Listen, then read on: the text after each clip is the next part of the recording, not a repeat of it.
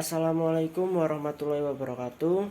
Perkenalkan, saya Gangsar Nur Karisma, biasa dipanggil Gangsar dengan NRP 5019211093 dari jurusan Teknik Sistem Perkapalan angkatan 2021 yaitu semester 4. Di sini saya membuat video untuk penugasan pertama Marine Diesel, yaitu seputar permesinan kapal, permesinan bantu, dan juga sistem kelistrikan yang ada di kapal. Nah, untuk kapal sendiri saya mengambil syuting di Sungai Kalimas, yaitu kapal dengan nama Mitra Cahaya. Nah, kapal ini adalah kapal pengangkut barang dari Sungai Kalimas. Biasanya tujuannya adalah di Kalimantan ataupun Sulawesi. Nah, Mitra Cahaya ini biasanya sering stay di Sungai Kalimas untuk mengangkut barang seperti barang-barang mungkin beras, barang-barang pokok, atau mungkin box-box dengan isi-isi tertentu lainnya. Nah, di sini saya akan mengajak para penonton untuk melakukan tour ke permesinan kapal yang ada di kapal Mitra Cahaya. Baik, mungkin bisa disimak video berikut ini. Stay tune dan lihat sampai habis agar para penonton mengerti dan memahami. Terima kasih. Nah, ini merupakan kondisi di Sungai Kalimas, yaitu ada beberapa kapal. Nah, ini saya tag waktu sore hari. Ini merupakan foto yang saya ambil, yaitu foto kapal Mitra Cahaya yang sedang berlabuh di Sungai Kalimas.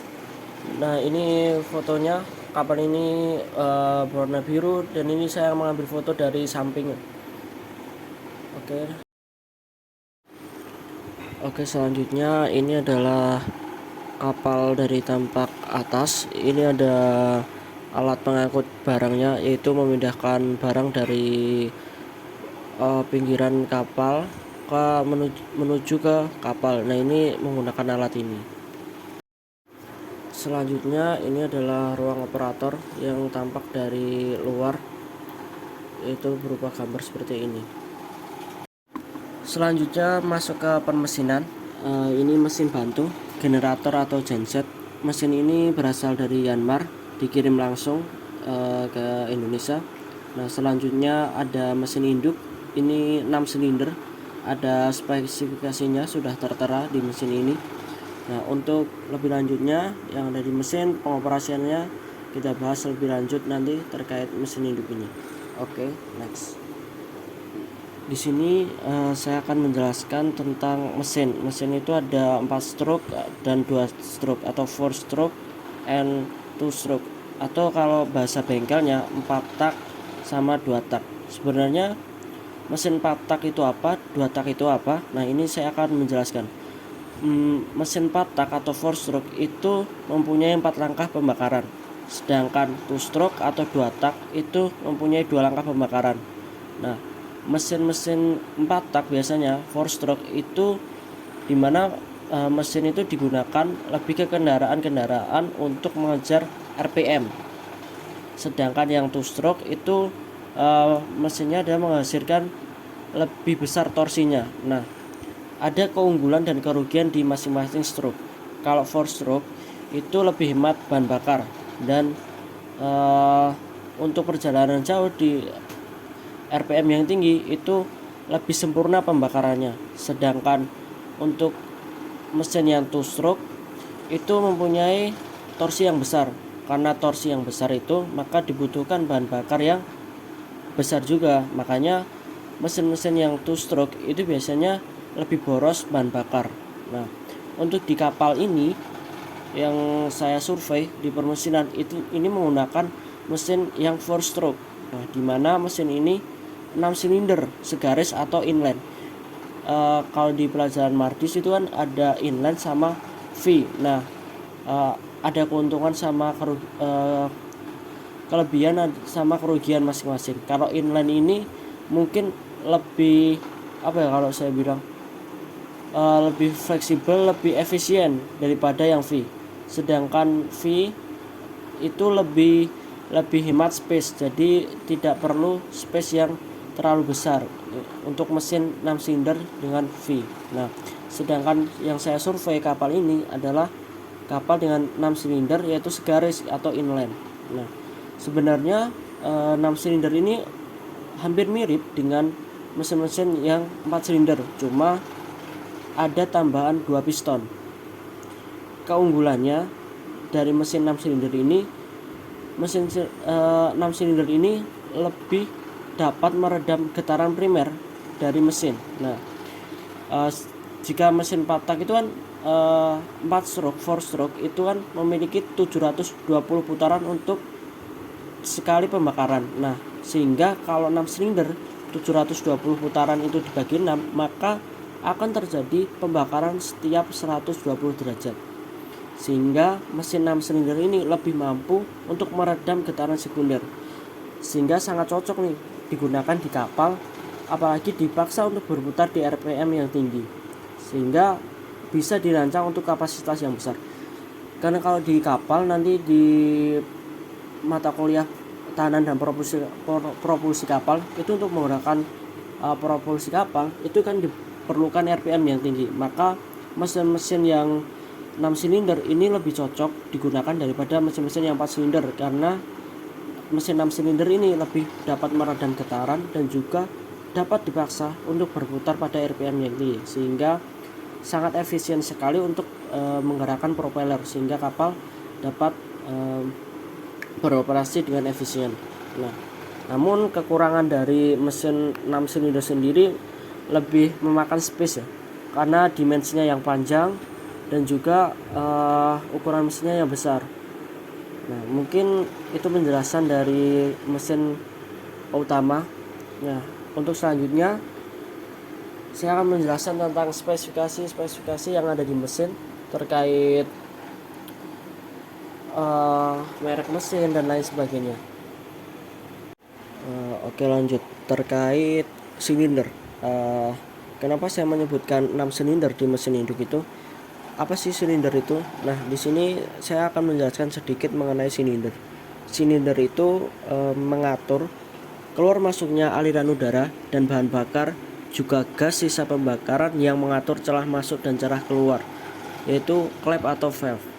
Atau di sini dibedakan menjadi intake dan exhaust. Intake itu klep yang masuk, sedangkan exhaust itu klep yang keluar.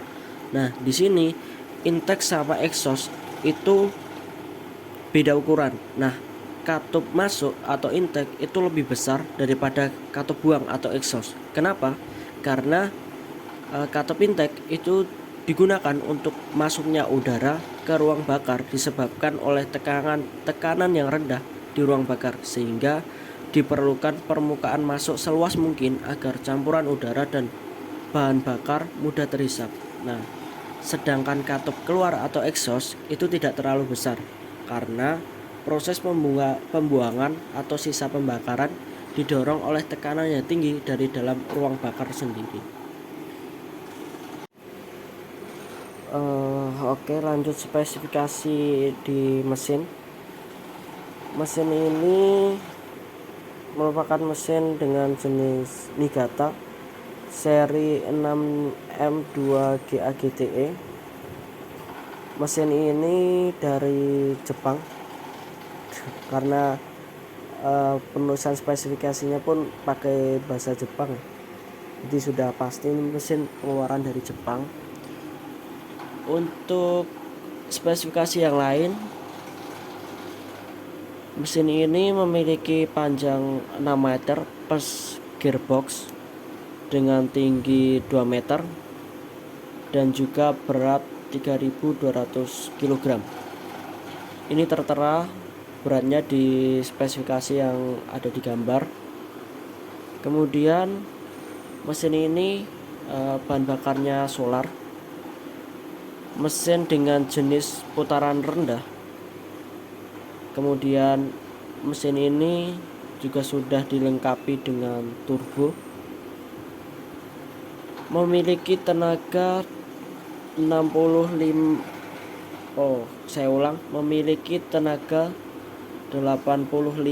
PS dengan RPM maksimal yaitu 370. Nah, ini tertera juga di gambar yang ada. Nah, mesin ini merupakan mesin yang mempunyai jenis karter kering. Apa itu karter kering? Nah, karter kering ini yang dimaksud di mana saat mesin diam atau tidak bergerak, maka tidak ada olinya di dalam mesin itu. Dan karter ini akan ada olinya saat mesin itu berjalan atau dihidupkan. Mungkin kurang lebih spesifikasi pada mesin itu di kapal yang saya tur kapal ini mungkin seperti itu kurang lebihnya. Mungkin dapat dilanjut dengan penjelasan bagian-bagian yang lain di permesinan. Selanjutnya mungkin kita akan masuk di pompa ya, di pompa dan juga generator, genset sama mesin induk masih sama, cuma sekarang saya ingin lebih berfokus pada pompa, yaitu yang pertama ada booster pump. Apa sih itu booster pump? Itu berfungsi untuk menaikkan tekanan bahan bakar dari tangki haria, dari booster pump ke missing tube.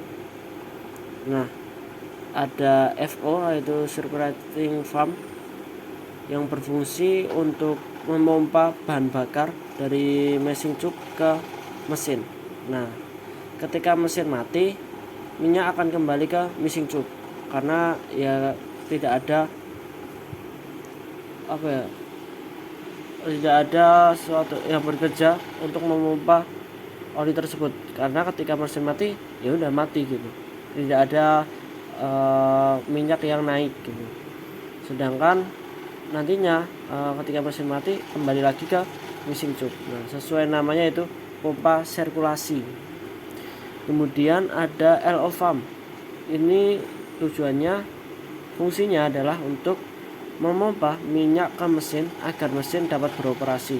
Nah, itu juga ada kaitannya dengan missing tube itu.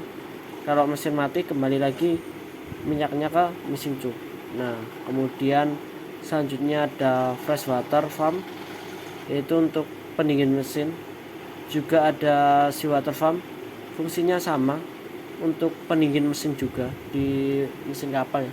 Ketika kapal panas sudah beroperasi, maka fresh water pump dan seawater pump ini akan berfungsi untuk mendinginkan mesin gitu. Karena mesin biasanya pemrosesan mesin dengan durasi berapa jam atau terlalu durasi yang sering digunakan, sehingga perlu adanya pendinginan gitu. Makanya adanya fresh water pump sama seawater pump ini berfungsi untuk pendinginan mesin. Kemudian lanjut ada ballast pump, yaitu pompa paling besar, dan ballast pump ini butuh satu generator untuk operasi, atau biasanya kalau ada dua ballast pump biasanya diparalelkan, karena begitu ballast pump ini kenapa butuh satu generator untuk operasi, karena perlu daya yang tinggi untuk mengoperasikannya, daya listrik yang tinggi, makanya perlu generator tersendiri untuk memompanya.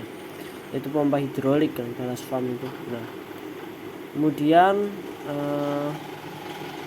ini ada mesin ini kan tidak bisa hidup tanpa pompa, dan pompa tidak bisa hidup tanpa listrik gitu kan. Nah, ini ada terdiri dari 3 unit ya kemungkinan di kapal ini, karena ya kapal ini juga ukuran mesinnya juga cukup besar, makanya sepertinya generatornya perlu 3 unit.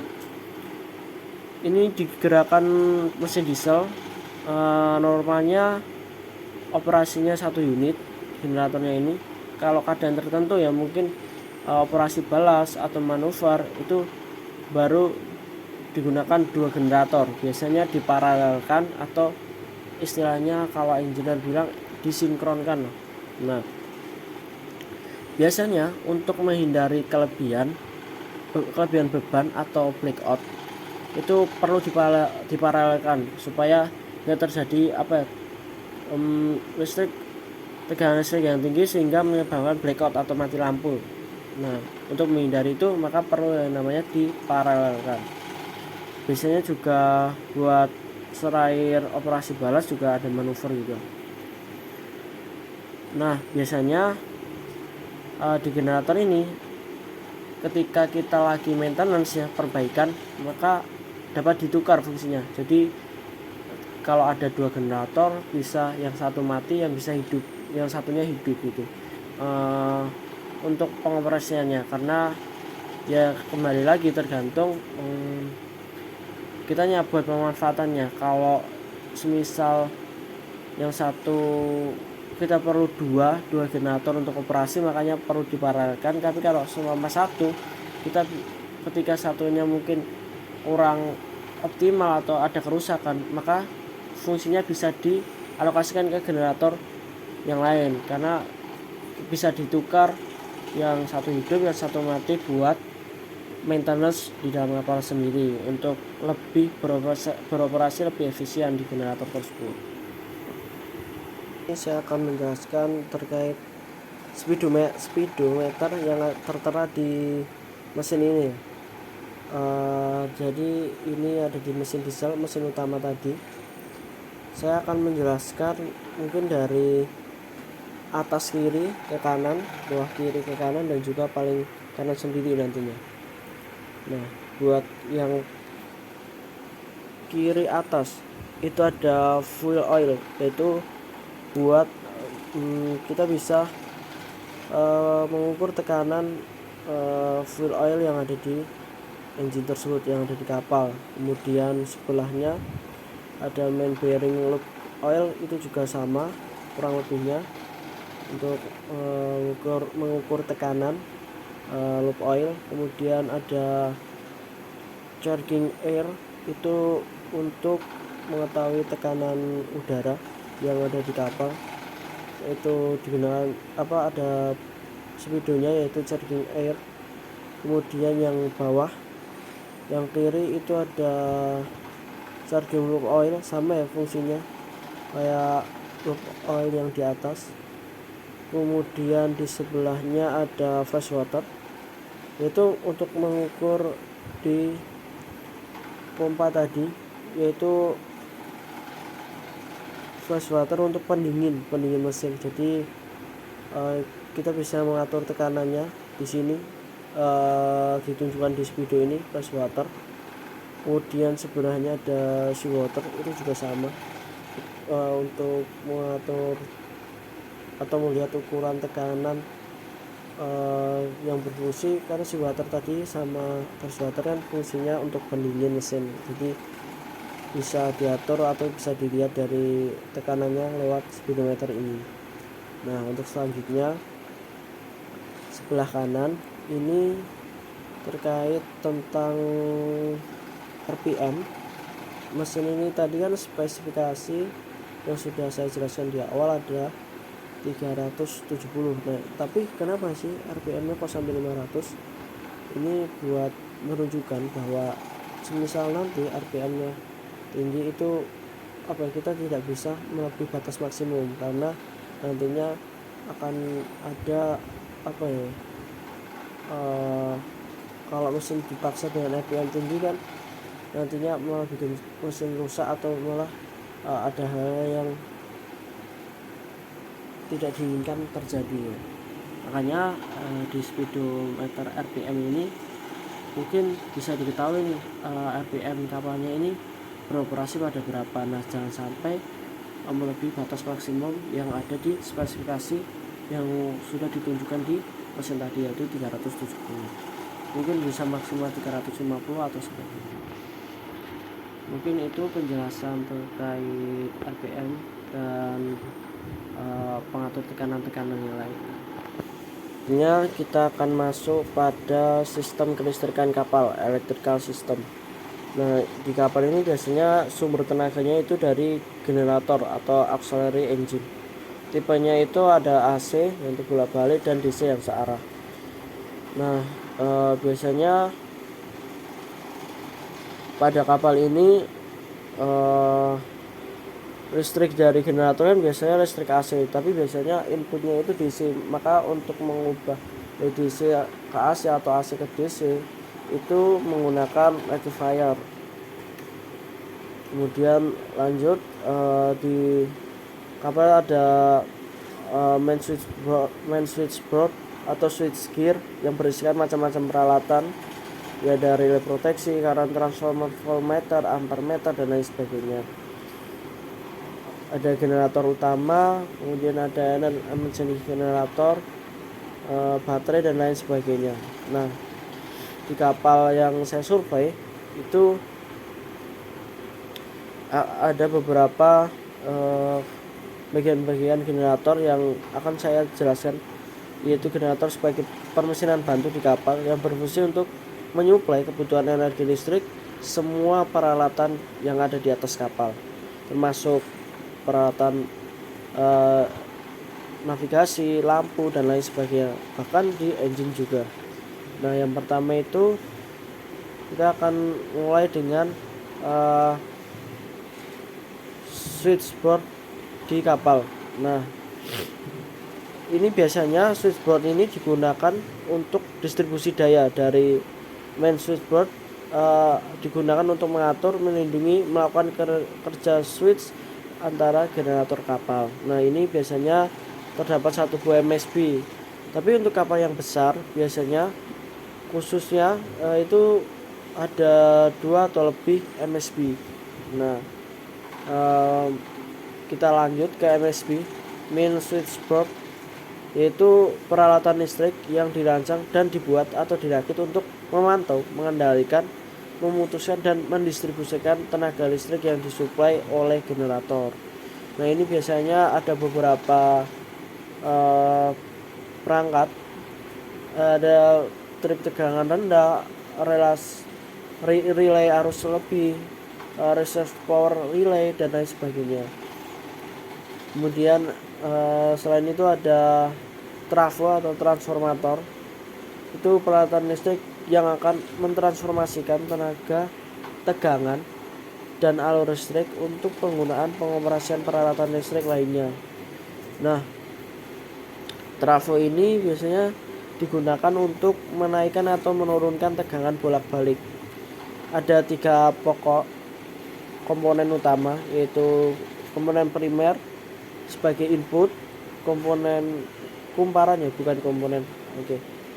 kumparan pertama yaitu primer sebagai input, kumparan kedua sebagai output, dan inti besi yang berfungsi untuk memperkuat medan magnet yang dihasilkan. Ini kemudian selain transformator ada emergency switchboard atau ESB, yaitu fungsinya itu untuk menggantikan MSB apabila terjadi blackout atau padam, dan untuk melindungi serta mengawasi generator emergency dan daya listrik darurat untuk penerangan dan sistem telekomunikasi. Biasanya digunakan untuk navigasi dan lain sebagainya. Itu memberikan tegangan emergency lighting, communication and navigasi, steering gear, dan lain sebagainya. Nah, ini merupakan contoh yang ada di kapal yang saya survei, dan juga ini beberapa tampilan videonya dan komponen-komponennya. Mungkin seputar listrik yang ada di kapal mungkin saya bisa menjelaskan sampai di situ. Terkait switchboard, di sini saya akan menjelaskan fungsinya. Ada dibedakan menjadi 3 ya berdasarkan fungsinya, yaitu tegangan rendah dan tegangan menengah.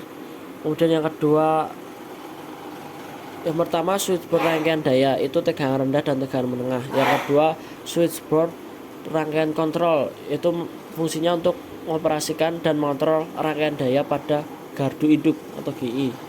Yang ketiga, switchboard rangkaian pengukuran daya, fungsinya sebagai penghubung dan pembagi, biasa disebut dengan panel hubung bagi atau perlengkapan hubung bagi PHB. Nah,